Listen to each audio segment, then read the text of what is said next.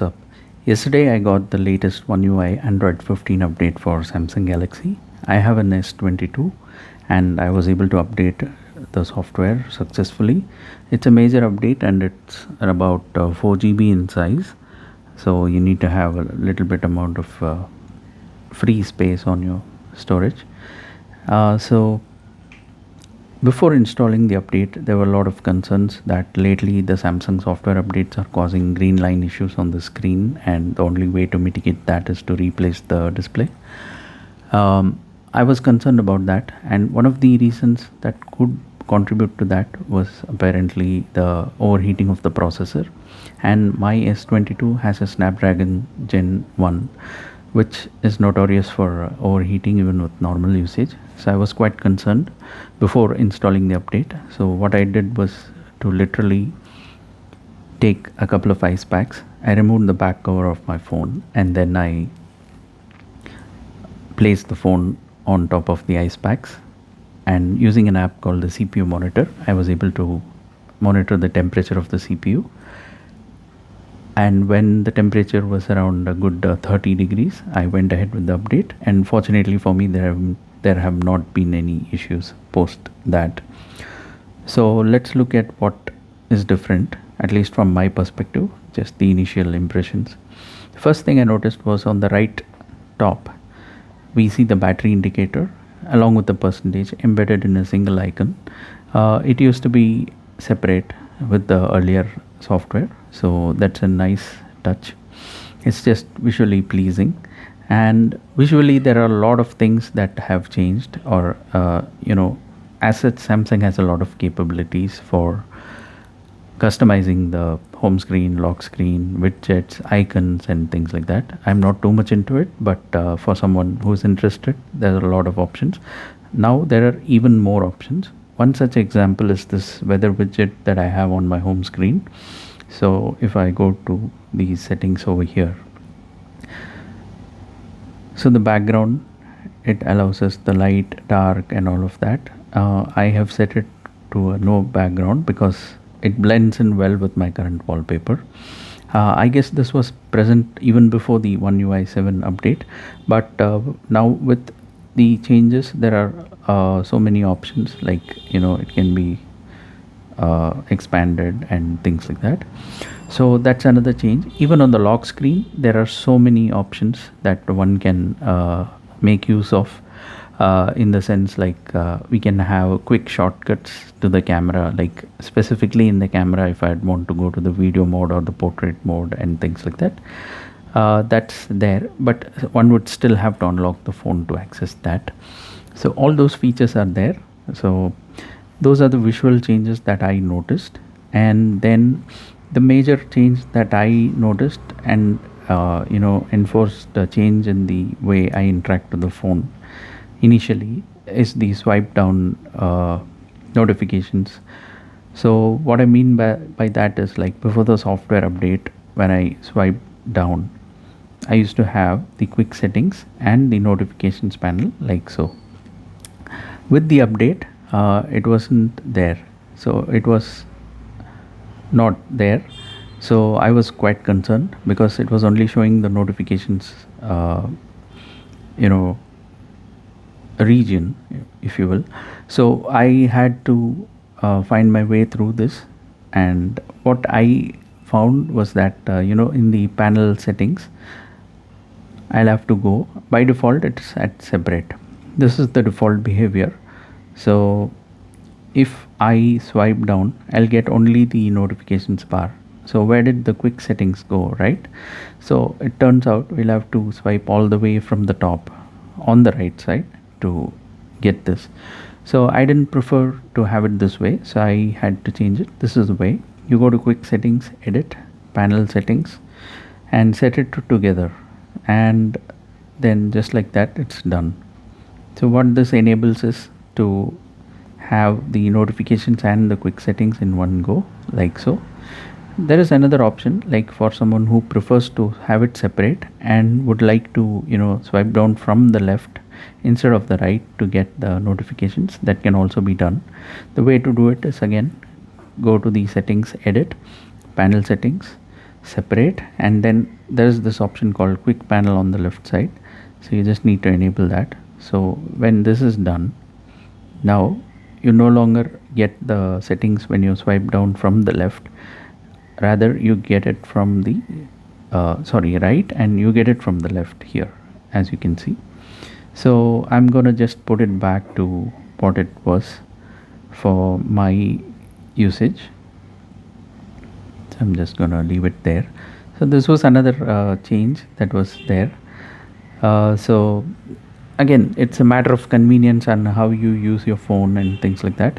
So for me, I like to have everything accessible. Like, at the bottom you see all these icons, most frequently used apps: WhatsApp, phone, messages, camera, and the gallery. And all the other apps are on my edge panel. So just with my thumb, I can access you know multiple apps, instead of navigating outside the home screen and things like that. So that's just another change that I saw.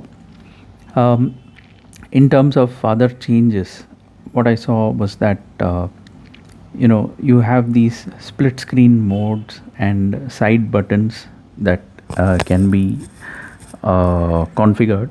The side buttons, what I mean by that is the power button. Long press and hold the power button opens a specific app. This was there even before the One UI 7 update, but now it is default to Gemini, Google's AI, and we can still change it and configure it. We need to go to the advanced settings. I'll show in a bit.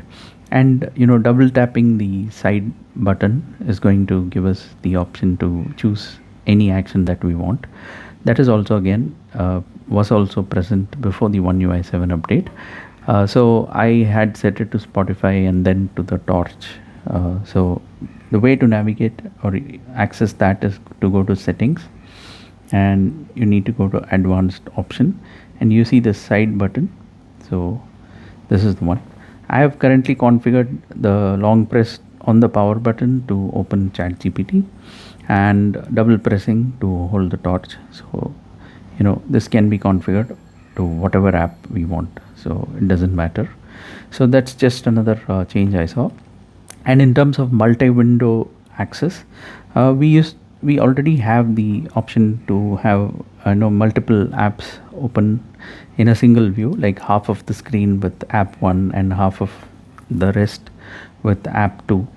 So this has just been updated to have a gesture based control. Like, you see this swipe for split screen. So what this does is, it's going to, like, once we swipe from the bottom towards up, it's going to present us the split screen view and the option to choose any app that we want to have it on the split screen view. And mind you, this can be done only from an app. If I go to the home screen and swipe from the bottom, nothing is going to happen. So yeah, that open the home screen settings, which is not what we want. So for instance, I'm opening this gallery. I'm in the gallery app right now. I'm going to swipe from the bottom to the top. As you can see, the first half is filled with the gallery, and the second half is prompting me to select an app, whichever app I'd like. So for now, let me choose Spotify, and I'll ensure, yeah. So I can play some music over here, and this brings me to the next feature in terms of update for the One UI. So this is the split screen view. I'll let it be. I'm going to just go to the home screen. As you can see, you see the top, there is this live notification. You see the text literally says live notifications. So this is one of them. So if I tap on it, it brings me a dynamic island styled small widget preview of the application. So let's say we have one more application, like the timer. Let me open the clock and start a timer. So right now the live notification is showing the timer, as you can see. If I tap on this, it's going to show me this. The interesting thing here is that if I swipe it down, it's going to shuffle around for as many widgets are supported for as many apps on the live notifications. The same happens on the lock screen as well, but just that it happens at the bottom. So I'm not able to show that because I'm doing a screen recording and I cannot record the lock screen. So this is just another feature. It's quite nice, but I'm not able to find a use case for this because it depends on your use case. If you are running the timer and doing your exercise and you're listening to music, I doubt if you swipe through this because you'll be busy doing the exercise. But anyway, so there might be multiple use cases that I'm not yet aware of. So that's just another change that I observed. So and the next change that I noticed was the categorization of the search in the settings. So let's say I want to search for something on the settings. I know it has something to do with the display or something of that sort. So here it has pre-categorized into the topics that we want. So what's popular and night and data backup. For instance, if I click on night, it gives us 5 suggestions like adaptive brightness, dark mode settings, eye comfort shield, do not disturb, extra dim. So all of these are to do with the night as per the categorization that Samsung thinks it can do it in. So yeah, all these options are what are new. And in any case, all these changes are always accessible. To know what's new, there's this section under settings called tips and user guide. If you go there and if you're connected to Wi-Fi, it shows this what's new in One UI 7. So clicking that shows you a bunch of options on what is new. You can click and explore them and things like that. So yeah, you have that option to check it out. Of course, a lot of visual indicators in terms of videos where you can also see how things are being done. The other major change is in the camera. So this is the camera app and we have everything moved over to the bottom. Earlier, we had to find our way around the camera. I don't think it was quite bad or anything of that sort. The camera is just lovely on Samsung, as were the options.